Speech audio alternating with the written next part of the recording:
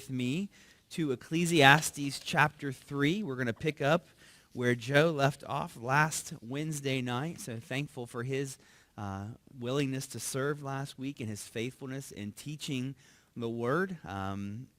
What we've been looking at as we've kind of together opened up to this. It's a pretty wild book, the book of Ecclesiastes. We said it can be somewhat depressing or disappointing if you're not careful, if you miss the big idea. But we have this Koheleth, this preacher who's wrestling with the big questions of life, right? What is my purpose? What is life all about? And we looked in chapter 1. Basically, he just said it's meaningless, right? It's futile. It's empty. And then last week, Joe covered chapter 2 and the rest of chapter 1, and he just did a good job of showing how each area of life, whether it's wisdom or work or pleasure, right? I mean, this was Solomon, who had the means and the ability to chase down every possible avenue, and he came to the end of it, and he came to the very same conclusion that he started out with. At the end of chapter 2, he says, this also is vanity and striving after the wind. Right? He's saying everything that I ran after, chased after, it was just empty.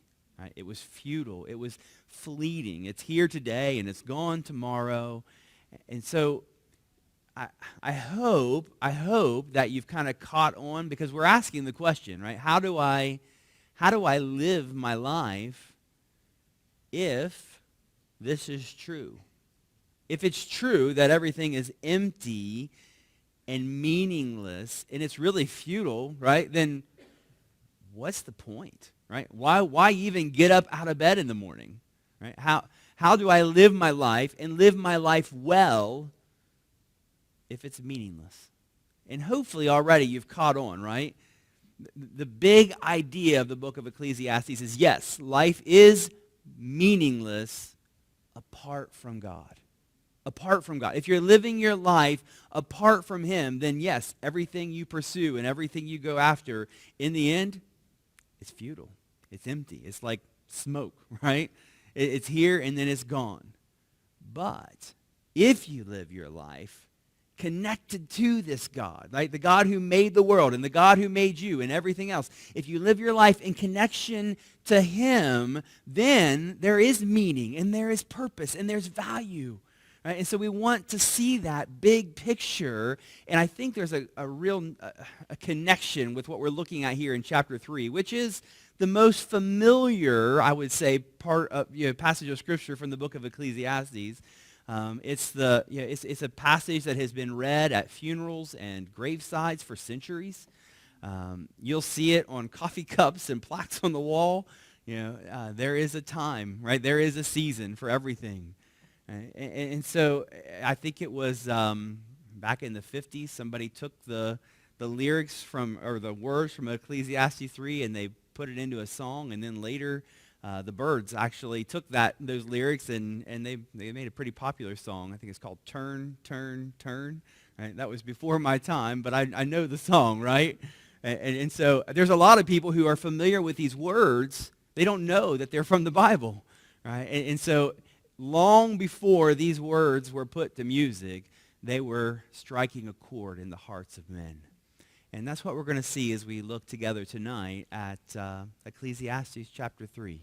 All right, so let's just ask the Lord's blessing on His Word. We're going to look at this. I'll read the first 8 verses. They're familiar to you, but we're going to go a little farther than that, because the first 8 verses are the poem, and then after that, he's going to respond to these truths. So he says, for everything there is a season, and a time for every matter under heaven, a time to be born and a time to die, a time to plant and a time to pluck up what is planted, a time to kill and a time to heal, a time to break down and a time to build up, a time to weep and a time to laugh, a time to mourn and a time to dance, a time to cast away stones and a time to gather stones together, a time to embrace and a time to refrain from embracing, a time to seek and a time to lose, a time to keep and a time to cast away, a time to tear and a time to sow, a time to keep silence and a time to speak, a time to love and a time to hate, a time for war and a time for peace.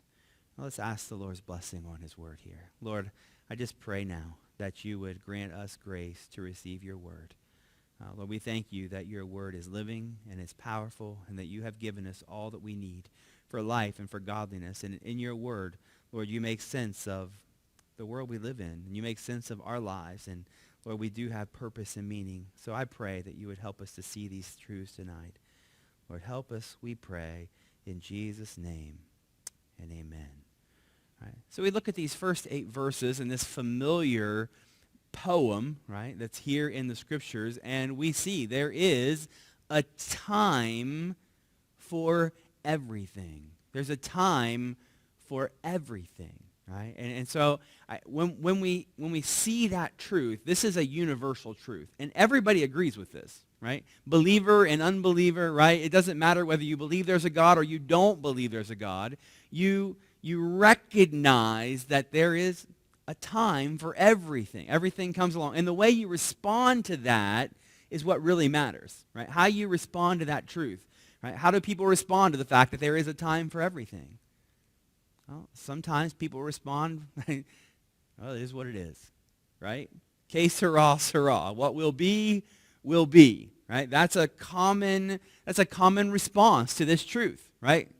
That there's a time to be born and there's a time to die, right? There's a time to love and there's a time to hate. And these, like, we acknowledge that all of these things are part of life and they're all going to come. But how you respond to that and how you think about that really matters, right? It matters how you think about it.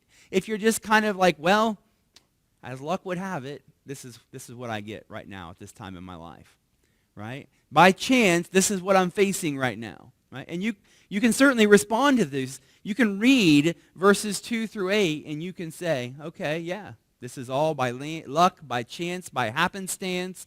These things have come. Or we can think differently about these things. Right? In fact, there's a close connection, I think, between what we read here in chapter 3 and what we already looked at back in chapter 1. Right? Similar, right? This wise preacher, he comes with this poem, like there's a time for everything under heaven. But go back to chapter 1 just for a moment. I want you to see the connection. This poem is in verse 4. It says, a generation goes and a generation comes, but the earth remains forever. The sun rises and the sun goes down and hastens to the place where it rises. The wind blows to the south and goes around to the north. Around and around goes the wind, and on its circuits the wind returns. Right?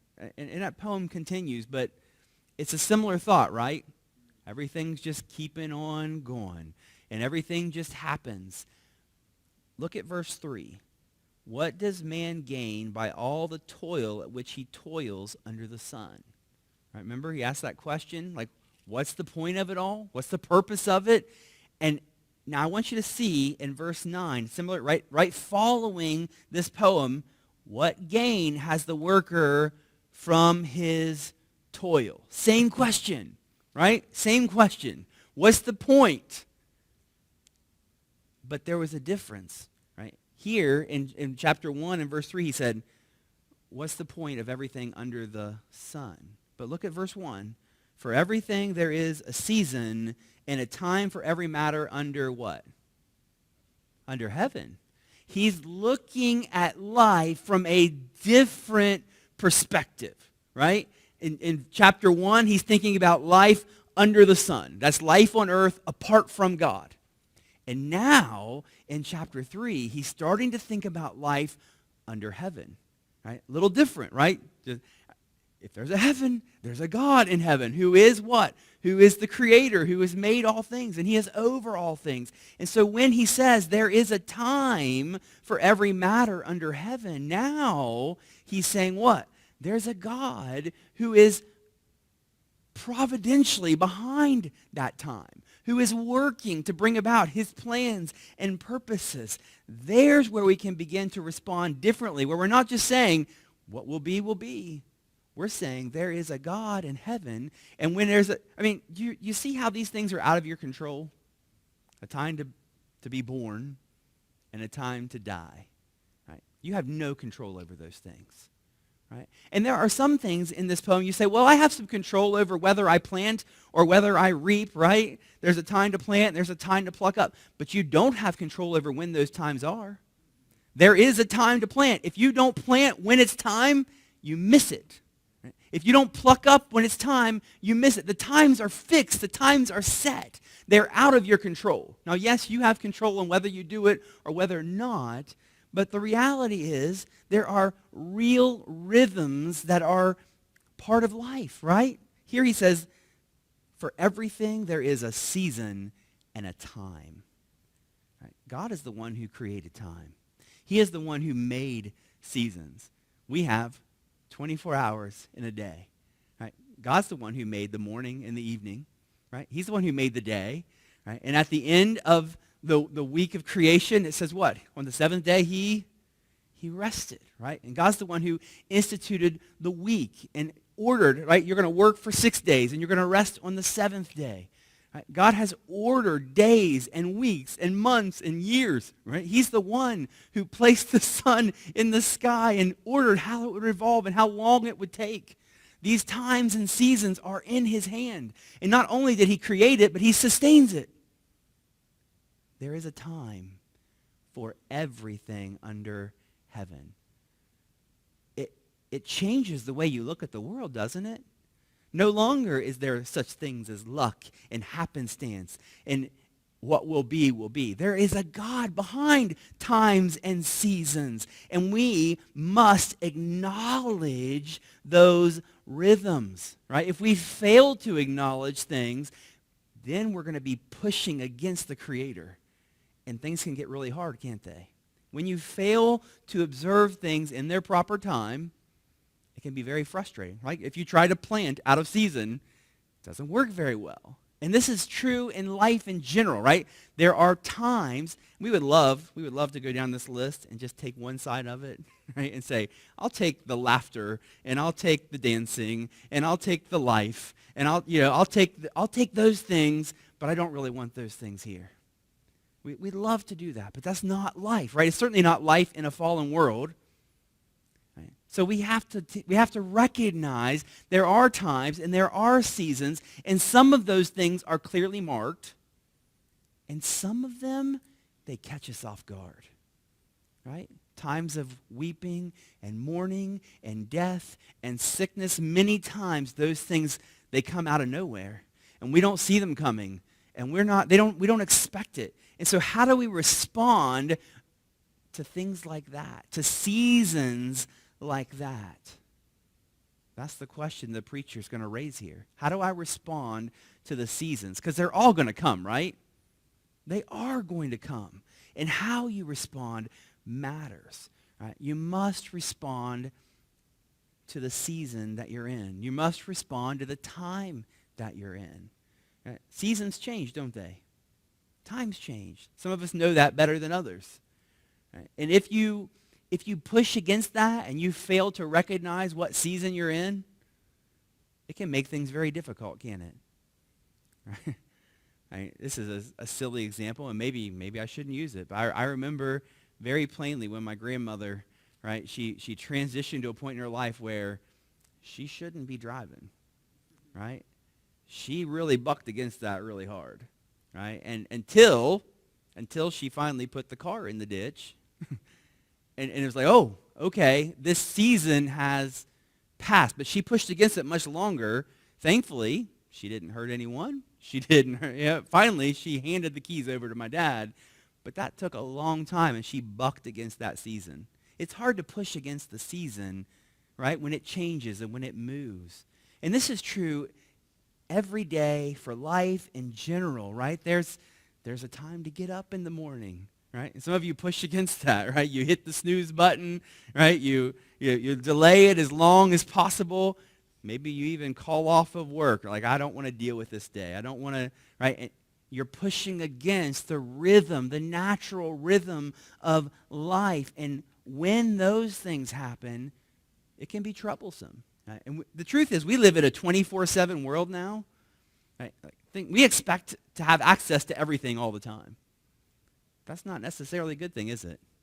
Right? In a 24/7 world, you truly can have anything at any moment, at any time, and the world has kind of blurred the rhythms that were there, right? That there is morning and evening, and there is dawn, and there is dusk, and there's times to be awake and move, and there's times to shut down. God has ordered things that way. But when we push against it, it can be really hard. Right? So we want to recognize for everything, there is a season, right? Even those things that catch us off guard. And then the question then, how do I respond to that? This is where we're going, right? Following this, he says, what gain has the worker from his toil? I have seen the business that God has given to the children of man to be busy with. He has made everything beautiful in its time. Do you notice how the wise preacher responds to these seasons and times? Right? Both the time to be born and the time to die. Both the time to kill and the time to heal. Right? To the time to weep and the time to laugh. He says what? Everything. You hear that? Everything is beautiful in its time. And it doesn't say in time, right? That's what we like to think. Like, yes, right now this is hard and it's not so good, but someday everything will look. No, he doesn't say in time. He says in its time, right? In that time, in that season that God has ordered and God has ordained, everything is beautiful. How can that be? How can it be that death and weeping and mourning and killing and war, right? We look at that side of the list, we're going, there's nothing beautiful about that. How can everything be beautiful in its time? If we can answer that question, man, we can deal with life, right? If you can answer that question, how can everything be beautiful in its time? If you can answer that question rightly, you're going to handle life a whole lot better. You're not going to buck against the seasons. You're not going to push back. And the answer to the question is seen right here in these verses. Did you catch it as we read? He says, this is the business that God has given. Right? God has given life and death. Right? Laughter and mourning. God has given. He has made everything beautiful. Do you see that? Right? We're talking now about something that God is doing in the world. Right? This is not happenstance. This is not chance. This is God providentially ordering his creation. Right? That's an important idea for you to grab a hold of. Right? The providence of God. What does that mean? Right? The idea is that God is, his hand is in everything. His hand is in everything. I'll give you the technical definition, all right? The Heidelberg Catechism asks the question, right? It asks, what is the providence of God? Right, you guys are familiar with those catechism questions. This is question 27, right? It says that the providence is that the Almighty is everywhere present, right? The power of God, as it were, by his hand, still upholds heaven and earth with all creatures, and so governs them that herbs and grass, rain and drought, fruitful and barren years, meat and drink, health and sickness, riches and poverty, yes, all things come not by chance, but by his fatherly hand. That's the providence of God. All things come by his fatherly hand. Right? That's an important concept, right? Because we know, according to Christ, that the Father's going to give us what? Is he going to give you a stone? Or is he going to give you bread? Right? No, he's going to give you good things, right? We have a good Father. And so there are times where we're looking at life and we're going, I don't understand why things are the way they are. I don't understand why things are happening the way they are. Now, I want you to know that's okay. We don't always understand. We don't always grasp why God is doing what he's doing. We don't always understand, right? Part of the idea behind the book of Ecclesiastes is there are things that are incomprehensible. There are things that are outside of our understanding, right? When you look at verse 11 and it continues, he says, he has put eternity into man's heart, yet so that he cannot find out what God has done from the beginning to the end. Right? We have this thing inside of us that says there's more than just right now. Right? That there is an eternity past and there's an eternity future, and this is not all there is. It's in the heart of all men. But he says he's put that within us so that we'll wrestle with these questions. And there's going to be a sense in which we are not going to be able to understand what God has done. Because God is eternal, and because he's all-knowing, and because he's all-powerful, and he is sovereign over all things, he has a picture that you and I do not have. It makes a big difference, doesn't it? Right? You ever look at like one of those pictures where they zoom in really far, and they're like, can you tell what this picture is? And you're like, I have no idea what that is, right? It's just, it's shapeless. But then if you zoom out and you see, you're like, oh, now I see. Well, that's God, right? God has the big picture, and he sees it all, and he sees it all clearly. And so there are things we're going to look at, and we're going to say, I don't understand, God. Why would you do that? And why would you allow that to happen? If you really are sovereign and your providence is at work in all things, why would you do that? His ways are higher than our ways. Right? His thoughts are higher than our thoughts. And so the reality is that let me ask you this. Do you really believe in the providence of God? Do you really believe that? There are people who don't. Right? They think that somehow God is hands off, right? That he just turned us loose and he let everything go, or that somehow God can't quite control what we're going to do and how things are going to go. That's not what the Bible ever says. Right? The Bible says that God's even behind the roll of the dice. Look at Proverbs 16:33. We have a God who's in complete control. Do you believe that? If you believe that, then you can say what? Everything is beautiful in its time. Why? Because I have a God who is for me, according to Romans chapter 8. Right? If God is for me, who can be against me? I have a God, according to Romans 8, who is what? Working all things together for good. To those who love him, to those who are called according to his purpose, God is working in ways that we cannot see, in ways that we cannot understand, to bring about our good and his glory, so we can rest in that. You may find yourself in a season where you're not really understanding. Like, I just don't understand why things are playing out this way. That could be a health issue. It could be a relational issue. It could just be like, I really thought I would be farther along in my life and my situation than I am right now. Right? I thought I'd be married. I thought I'd have my job. I thought I might have my career, right? I thought I would have my house. I thought these things would have already happened. But God hasn't brought those things along yet. Let me ask you, if you believe that God is truly sovereign, that his providence is at work in all of life, then you can be content where you're at. Right? We read that just last week, right? That's 2 weeks ago now. Philippians chapter 4, where Paul said, I have learned to be content in all things. Right? I've learned how to be abased, and I've learned how to abound. Right? I've learned how to do well, and I've learned to suffer.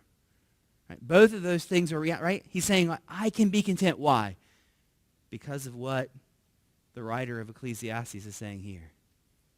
There is a God who has given to the children of man, who has made everything beautiful in its time. And if that's true, then what?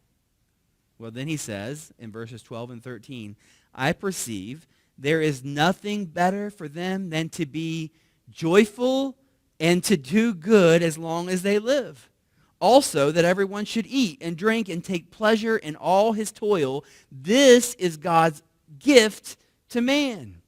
All right? So we should respond to life in this way. We should enjoy, rejoice in everything that God has given. I perceive that there's nothing better than for them to be joyful. Right? Joy is different than happiness, right? Happiness is based on circumstances. Some of these situations in life, some of these seasons are not happy, but we can still rejoice in them. Right? There's a joy that God gives to his people that cannot be taken away. And he says, I perceive that this is what's best, right? That you rejoice in the Lord always. Always, right? But not only that, but to do good. So in these seasons, whether it be a season of delight or maybe it's a season of displeasure, but whatever season you find yourself in, you want to respond to the providence of God by not only, right, this is not only an inward posture towards God, but also an outward, like, I want to bless others with my life. Right? I want to do good, right? And so we've talked a lot about, this is kind of the point of behind the book of Ecclesiastes, right? That we'll respond to this God rightly, both vertically and horizontally, right? So he says what? We should enjoy the good gifts that God has given. Eat, drink, and take pleasure in your work. How do you like that? Last week, Joe said what? That stuff's meaningless. It's worthless, right? What's the point? And it is meaningless, and it is pointless apart from God. But if you start to make that connection, every good gift and every perfect gift comes from the Father above. Right? The food you eat, the home you live in, the job you have, all of these things come from him. And so, yes, enjoy it, right? Everything that happens in your home should be to the glory of God and for the good of others. Everything that happens in your workplace, right? He says what? I think you should toil, right? Work is not a bad thing in and of itself. It became really hard, right, as a result of the fall. But here he says what? I want you to recognize this is God's gift to man. Take pleasure in your work. Enjoy the gifts that God has given. There's nothing wrong with enjoying. The thing that becomes wrong with those things is when they take the place of God. Right? There's nothing wrong with enjoying the things that God has given, as long as you recognize where they have come from and you glorify him with them.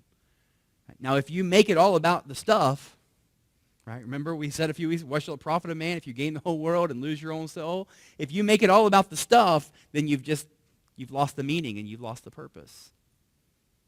But here he says what? Enjoy. Enjoy everything that God has given.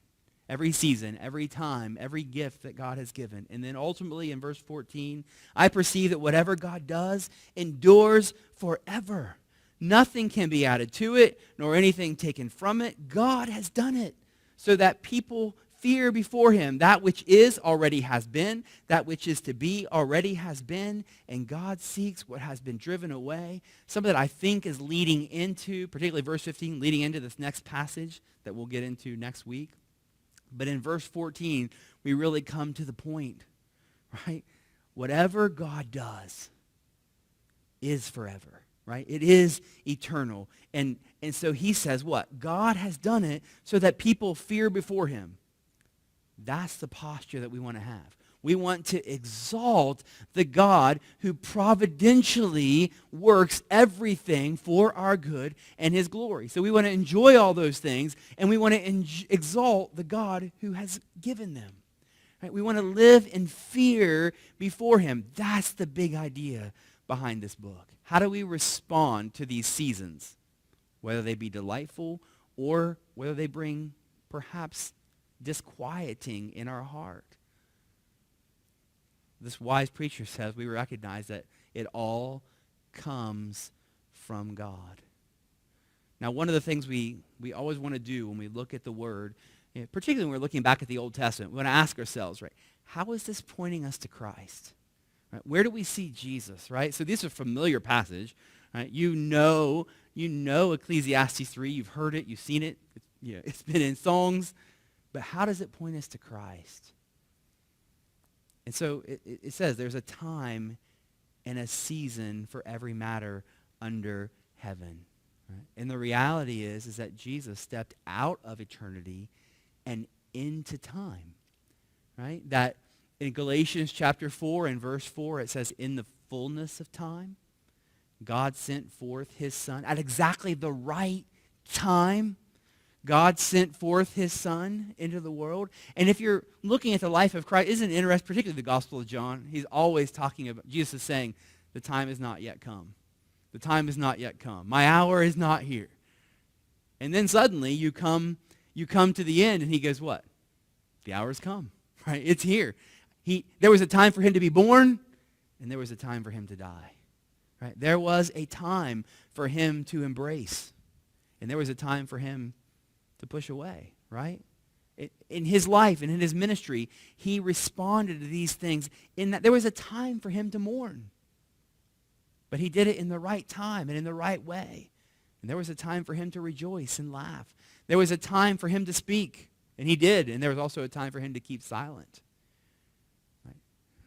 People heard Jesus. They said, nobody ever spoke like this man. But when he stood before Pilate and he stood before his accusers, he was like a lamb, right? He kept silent. When he reviled, he did not revile again. You see, if you look through this, you see how Christ, not only does he come in time, but he fulfills his purpose in time. He does what God sent him for. And so in that way, Jesus has perfect timing, right? That in his life and in his death, what a beautiful picture. And so God has sent forth his Son providentially. Why? So that we would know him and we would enjoy him forever. That's why. So there's the connection. If you look at this poem and you see Christ not coming in time, but living appropriately at the right time, doing the right things at the right time. Man, if we could grab a hold of that, it will help us so much in life, right? Responding to situations rightly, right? Responding to seasons and times rightly, right? Accepting the providence of God, right? This is what you see out of Christ when he's in the garden, kneeling down, sweating great drops of blood, and he says, what? If there's any other way, Lord, let this cup pass from me. Nevertheless, not my will, but yours be done. What's he doing in that moment? He's accepting the providence of God. Right? This eternal covenant they entered into.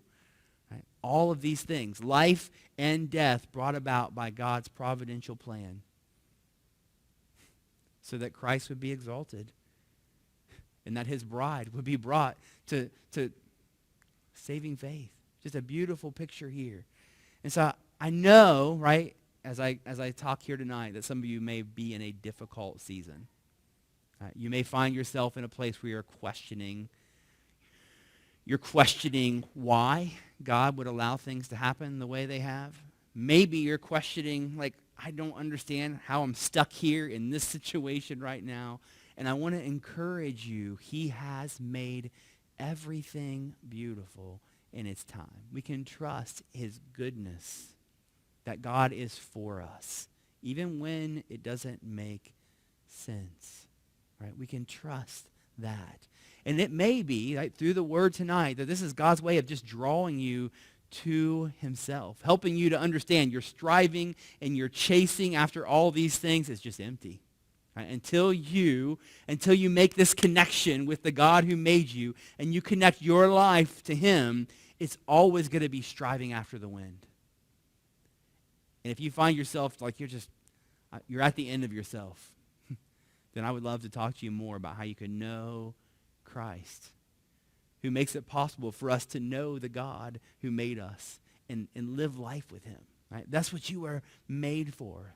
So brothers and sisters, I want to just encourage you to think carefully about God's providence towards you. There is a season and a time for everything. Right? Think much about that. And then connect that providence to his promises. And then ultimately respond to God's providence in an appropriate way. You say, what's that? Know that everything is beautiful in his time, right? That he is for us and not against us. Enjoy his gifts, everything he's given, and then exalt this God. We're going to close in prayer. If you have any questions or comments, you can talk to me later on.